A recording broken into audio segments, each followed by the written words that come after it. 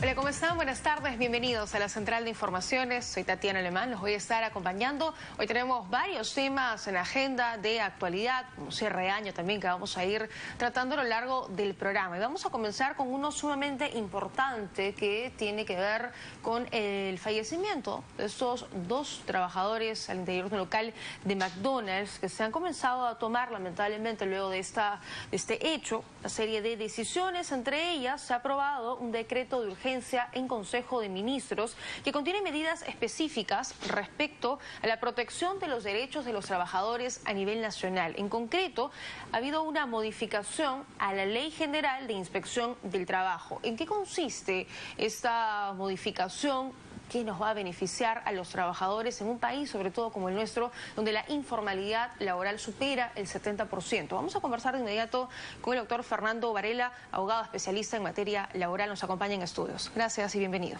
Tatiana, gracias por la invitación. Doctor Varela, cuéntenos en específico de qué tratan estas modificaciones, cuáles son los beneficios para los trabajadores. Son modificaciones reactivas en primer lugar, ¿no? Hemos visto que la semana pasada se dictó también otra norma en la que se señalaba, por ejemplo, que se reducía el plazo de investigación para accidentes mortales a 10 días, prorrogables a 10 días más, que hablaban también sobre el tema de la capacitación. No solamente se debe capacitar en el puesto, sino en el ambiente, tratando de resolver este problema lamentable que sucedió.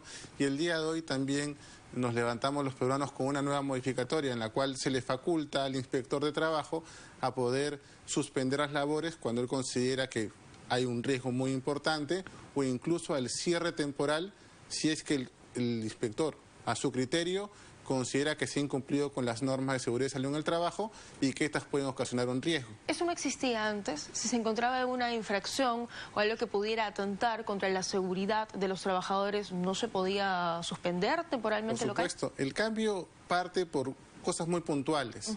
Por ejemplo, ahora se señala puntualmente que si hay un cierre, porque a veces tenían ese temor, si hay un cierre, los trabajadores no pueden dejar de ser remunerados. Yo lo puedo cerrar por 10 días más si hay un accidente mortal, y tengo 20 días donde se preocupa la autoridad. ¿Y qué pasa con ese pago de la remuneración? Te puedo cerrar 20 días, o te puedo cerrar incluso 30 si no hay un accidente mortal, pero no vas a perder tu remuneración. O no te puedo enviar de vacaciones, porque muchas empresas lo que hacían es, bueno, si me cierran, envío de vacaciones. Entonces, claro, en este caso tampoco se puede hacer, y el tiempo que ha pasado es computable para los demás beneficios. No puedo decir, no trabajaste, no te puedo computar ese tiempo para los demás beneficios. O sea, cuenta como si estuviera trabajando. Exactamente. Son temas importantes, yo digo que son importantes, pero lo que nos preocupa, ya que estamos en el punto de vista laboral y de investigación, es ¿cuándo van a ir sacando más normas? Yo creo que lo más sensato hubiera sido, aprovechándose, digamos, entre comillas, de este lamentable suceso, sentarnos y realmente atacar el verdadero problema. No sacar. ¿Qué normas faltan? Tú lo dijiste hace un rato, Tatiana. La informalidad. Has dicho 70. Es una cifra muy optimista. Estamos pasando por un proceso de inmigración irregular. Incluso la ministra de Trabajo la semana pasada señaló que este proceso de inmigración irregular ha logrado que los índices de desempleo juvenil aumenten. Sí. Entonces, estamos hablando hoy, los menos optimistas, de un 80 a 20%. Y lamentablemente se insertan en el mercado informal, porque es lo más fácil, es lo más rápido. Es inmanejable. O sea, el día de hoy nosotros vemos que están legislando reactivamente, pero no hay esa oportunidad en la que nos sentamos a conversar y decimos, ataquemos el problema. Fíjense que McDonald's pudo haber cometido un error, se está investigando, pero no deja de ser una empresa formal. Dentro de su formalidad habrán puntos de informalidad, pero ¿qué pasa con ese 80% de mercado informal? Es que eso es lo que no logro entender, ¿no? Hablamos de una transnacional, una empresa que, bueno, si bien es una franquicia, le pertenece a Arcos Dorados, si no me equivoco, pero aún así, ¿no? Es una empresa formal que tendría que tener pues todas las garantías de seguridad para sus trabajadores, la remuneración y, en fin, todo lo que exige la ley del país. Pero yéndonos un poco más atrás, este incendio donde fallecen dos chicos al interior de un contenedor, hablamos de informalidad, o hablamos de el peor caso de trabajo que pudiera existir probablemente. Y no hemos hecho nada. ¿Y qué pasó ahí? No se hizo nada, se han hecho las investigaciones, seguramente... Se fueron a la cárcel estas dos personas que habían contratado. Y seguramente esto se va a ir perdiendo en los pasillos del Poder Judicial. Mientras tanto seguimos sufriendo lo mismo. Yo digo, estas normas son interesantes, El único peligro que sería es que queda a criterio del inspector de trabajo. Pero, digamos, también tiene que haber unos procedimientos mínimos para establecerlos y gracias a Dios, la propia ley dice que para establecer esos criterios de cierre tenemos que esperar el reglamento. Todavía no está el reglamento, tenemos que esperarlo. Pero el discurso o digamos, la discusión puntual es la informalidad. No podemos sostener un 80% del mercado informal.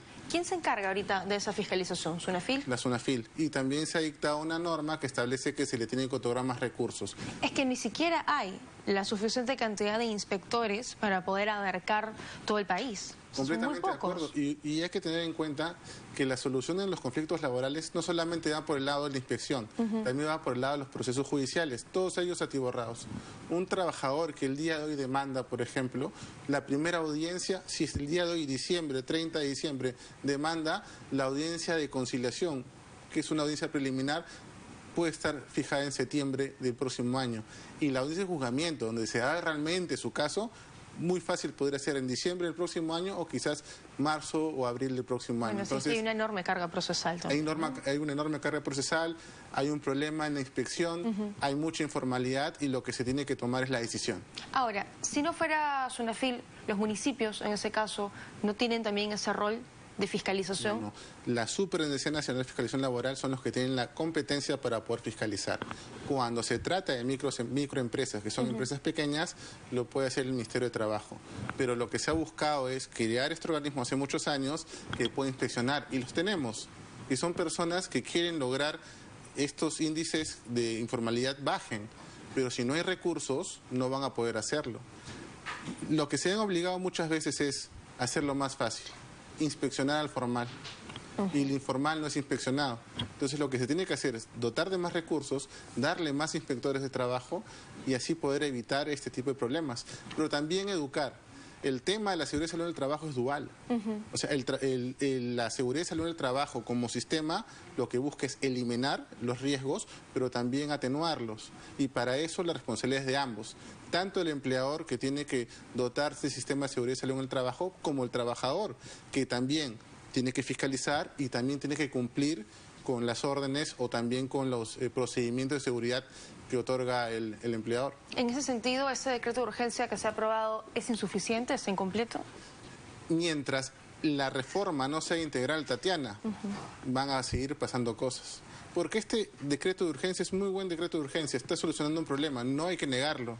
Pero ¿a quién va a atacar ese decreto? ¿Al formal o al informal? A una minoría. A una minoría. Yo siempre utilizo este ejemplo, ya que estamos en diciembre. En diciembre siempre nos llaman y nos convocan para hablar de la gratificación. Y yo siempre digo lo mismo. Cuando nos están viendo por televisión, solo un 20% sabe lo que es la gratificación. El 80% no lo sabe porque no se le paga gratificación. No están en contrato, mucho menos van a tener una gratificación. Claro que sí. En ese sentido, hoy McDonald's como empresa, como transnacional, sigue operando en nuestro país. Donde ocurrió ese lamentable hecho, estaba cerrado, tengo entendido, el local, pero las otras cadenas sí siguen funcionando. ¿Por qué sigue operando la empresa? Hay un tema importante porque me olvidaba de decirte, también es facultad del inspector, que si llega a una de estas empresas que tiene varias sucursales, por ejemplo, llega a Pueblo Libre otra vez y ve que hay incumplimiento, informa a la autoridad y dice: como esta empresa que tiene una sucursal en Pueblo Libre ha hecho incumplimiento de obligaciones laborales en seguridad y salud en el trabajo, vayamos a investigar a otras, porque es muy probable que siga el mismo procedimiento, que no respeten los lineamientos. Y a lo que tú me dices, es un tema muy sensible, porque también hay que tener en cuenta que muchas veces estos errores no provienen de la cabeza, sino hay algún trabajador que con tal de reducir algunos costos, y seguramente, espero, sin haber consultado, no ha cumplido con los deberes de seguridad y salud en el trabajo.